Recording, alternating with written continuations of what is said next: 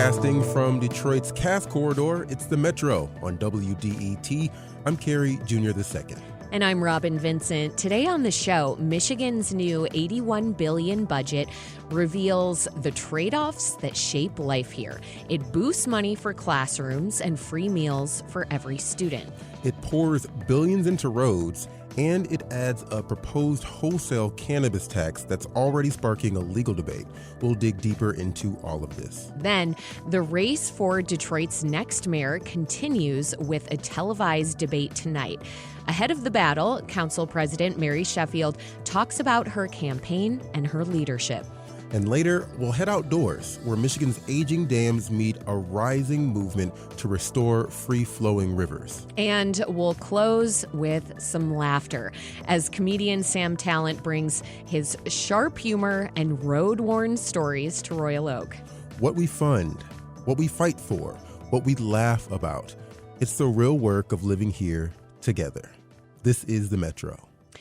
We begin in Lansing, in the halls of power, where Michigan's $81 billion budget reads less like a spreadsheet than a mirror, reflecting what the state values and what it chooses to ignore.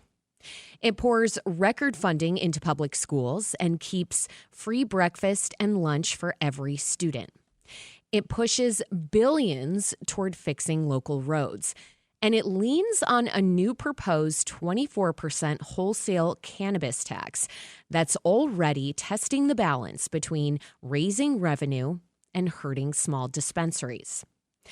At the same time, it trims state payrolls, pares back corporate incentives, and adds new spending for housing and childcare. Bridge, Michigan reporter Jordyn Hermani has been mapping the winners and losers in this deal. She's with me now to unpack what this budget reveals about where Michigan is headed. Jordyn, welcome to the Metro. Thanks for having me. So let's start with education because it makes up nearly half of this year's budget. The per pupil foundation allowance now hits just over $10,000, and that's the highest in state history.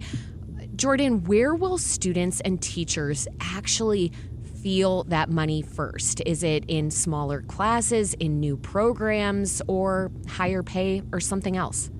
So it's actually interesting that you mentioned that. School districts will have a wide flexibility for how they spend their per pupil grants.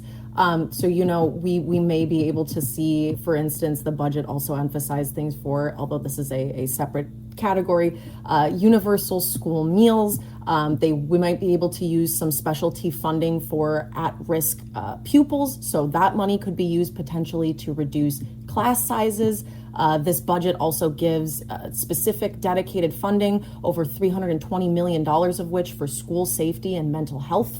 It does tackle a wide array and gives schools a little bit of flexibility because when we think about it, not every district, not every school, not every class faces the same wants and needs. And so that was somewhat of a priority from lawmakers this year, was to make sure that the dollars that do go into the classroom are able to be utilized in the best way that classrooms could utilize them.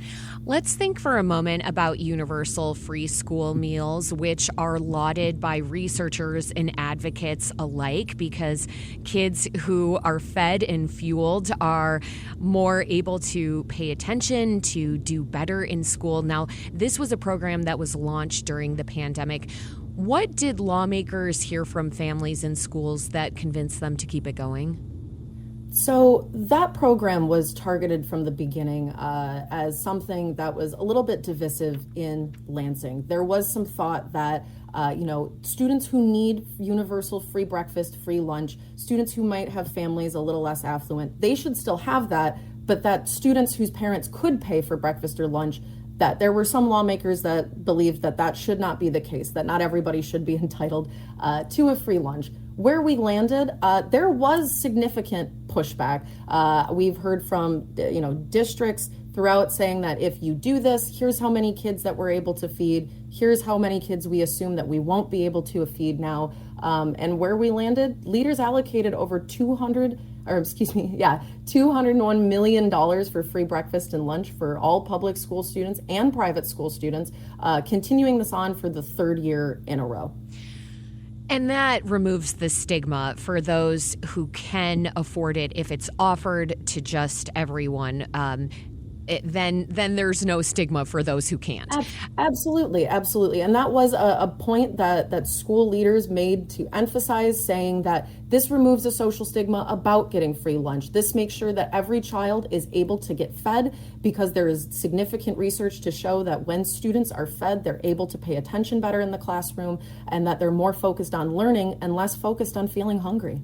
Now, Jordyn, lawmakers added new money for teacher recruitment, for retention, and for school mental health staff. I'm wondering how much of that is going to address Michigan's ongoing teacher shortage? Well, your guess is as good as mine. That goes down to the local level and how those districts will choose to use that. I mean, the teacher shortage is something, regardless of how much money that we are able to throw at it, in the current state, it's something that we have been grappling with for quite some time. So while funding is dedicated in this budget to, for instance, helping to lower class sizes, to reduce, for instance, the amount of students that teachers are going to be responsible for in any given classroom, it's a dedicated priority of this budget. Will that go back to helping teacher retention?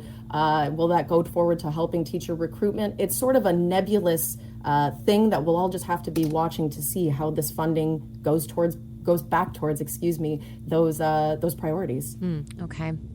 And when we talk about education and funding in Michigan, one of the things that is constantly very central to the conversation is Michigan's funding gaps. And by that, I mean the gaps between wealthier and lower income districts, which have been quite persistent, especially here in Detroit when we look at Detroit public schools versus other districts. Does this budget make any progress toward closing those gaps, or does it mostly continue the same formula? Well, so like we've pointed out, we do have record per pupil spending in this budget, over $10,000. I believe it's about a 5% increase from the current year. But actually, zooming out a little bit, there is a bigger issue with all roads actually leading back to roads. Funnily enough, when we talk about trying to close the gap between different districts, the different funding levels, the educational gap between that, when we are looking at this budget also having a historic amount of funding going back towards roads, it's something close to about $2 billion. Part of that is help to pay for off of the back of the school aid fund, which goes back into our schools, as the name suggests. And that does have a lot of educators sweating, a lot of school groups sweating, wondering what is going to be done to sort of backfill the amount of money that is going to be used to help go and pay towards local roads. And there's some consternation there that, while road funding is important, we all do use the roads day in and day out. What kind of impact is that going to have long term on our schools? Okay, so not everyone in the education sphere is celebrating every aspect of this budget. No, and to put a finer point on it too, when we, in Lansing at least, there's been an understanding for a little bit of time now that we get the education budget, or schools should be able to see an education budget, before the summertime, so that they're able to plan for their own fiscal year. And this budget came far, far later than that. So there's also some concerns out of educators and school groups that even with all of the benefits that this budget does give towards schools, that there's just significantly less time to be able to plan and to implement certain things, to be able to understand where this money's going, how to use this money. And it's just setting things back, by a couple months for the folks who are actually pulling the funding levers behind the scenes for these districts to enact policies. These are the cascading consequences of waiting until the 11th hour to get something done in the State House. Absolutely. And frankly, more like the 13th hour, because as readers may or listeners may or may not know, we did miss the deadline to pass a state budget in time. We were able to pass a short-term week effectively bill that kept the government open and running and all of the services enacted while lawmakers worked to finalize the state budget. But yeah, I mean, this was definitely an unprecedented year. I'm sure people are probably tired of hearing the word unprecedented, but it really was when it came to this year's budget cycle. We continue to raise the levels and the definition of what unprecedented is. This is The Metro on WDET. I'm Robin Vincent. My guest is Jordyn Hermani. She's a reporter with Bridge, Michigan, covering the State House. We're talking about how the new state budget will affect Michiganders. Now, Jordyn, we must move to the damn roads and infrastructure, which are big winners. Again, they're going to get about $1.8 billion a year for local and state repairs. How does this money differ from the quick fixes we've seen in the past? So I'm going to try and say it from maybe a 10,000-foot view because it is a relatively complex money shuffle that's going around behind the scenes. So, when we look, I think first and foremost, the biggest thing is that the sales tax on gasoline has been eliminated, but we're replacing it with a 20-cent per gallon increase in the gas tax. So what that means for you and I at the pump is actually we probably won't see prices change much. Those will stay relatively the same, but that means now that all taxes paid at the pump will go to not just local, but roads in general, which isn't the case with sales tax revenue. Sales tax revenue is divvied up, and some of which goes back to schools. That gets back into what I was talking about earlier with regard to what we can expect out of school funding. We also have a chunk of corporate income tax revenue up to about $1 billion a year by 2030. That will be dedicated to roads.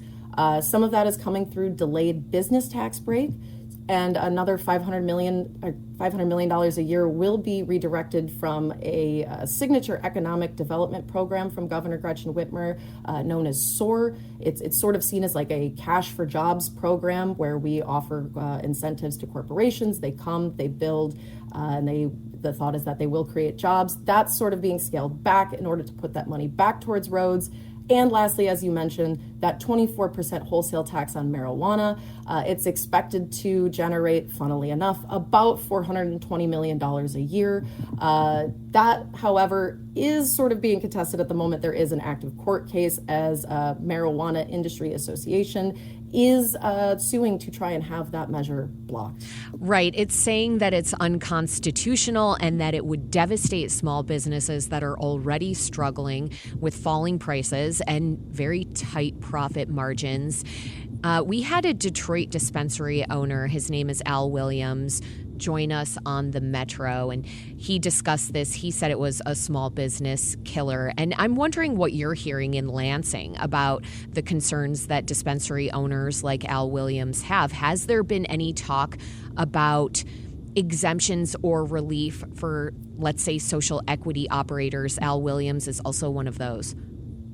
So, ahead of the budget passing, people who worked at dispensaries, owned dispensaries, were in the marijuana industry in some capacity. They did show up in droves in Lansing, even late into the night, were lingering in the Senate chambers, really just stressing and trying to push, hey, don't enact the sales tax. One of the biggest things that we're hearing, obviously, because we are a little more removed, that's not to say that Lansing does not have its own dispensaries and many of them to boot, but a lot of the focus has been on the unconstitutionality or perceived unconstitutionality of the vote that was taking place to bring into law this 24% wholesale tax. Under the state constitution, amending a voter-approved law, which, the voters did legalize marijuana, I believe it was sometime in 2018 in Michigan, that requires a 3/4 support of the legislature. The tax only passed with 19 to 17 in the Senate and 78 to 21 in the House. So it did not get that majority that it needed. Now there is some legislation working through the Senate, that is hoping to maybe try and tamp down on the number of licenses that are going out for marijuana and provisioning centers. But whether or not that's going to actually get to the point of what folks are saying here is an unconstitutional move by the legislature to amend a voter-approved initiative, that still remains to be seen. Never say never in Lansing, and we will just have to see how this plays out in the courts. We shall indeed. Finally, Jordyn, every budget tells a story about what matters and who has power.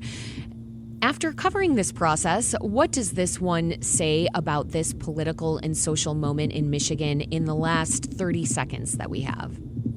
I would say that it is, for what it's worth, well, it took us forever to get here. It is a mark of bipartisan success, because you do have wins for folks, for instance, who have long decried Governor Whitmer's corporate incentive spending. That's been clawed back, who have long decried the fact that we frequently will put millions of dollars in pet projects into the budget. That has seen greater transparency. But for folks who had decried that, it was waste and fraud and abuse to have certain, for instance, university funding. Universities have now received a benefit. They are going to see an increase in funding. You're still going to see those universal school meals. So everybody who wanted something has something in this budget. There's a little something for everybody to take home. And I think at the end of the day that's a big bipartisan win for Michigan. Jordyn Hermani covers politics and policy and the Michigan State House for Bridge, Michigan. Jordyn, thank you for joining me and sharing your reporting.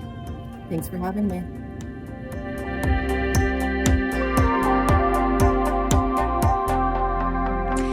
This is the Metro on WDET.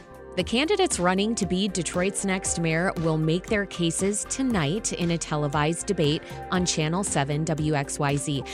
Up next, a conversation with Detroit City Council President Mary Sheffield on her plans if elected as mayor. We'll be right back on the Metro. Stay with us.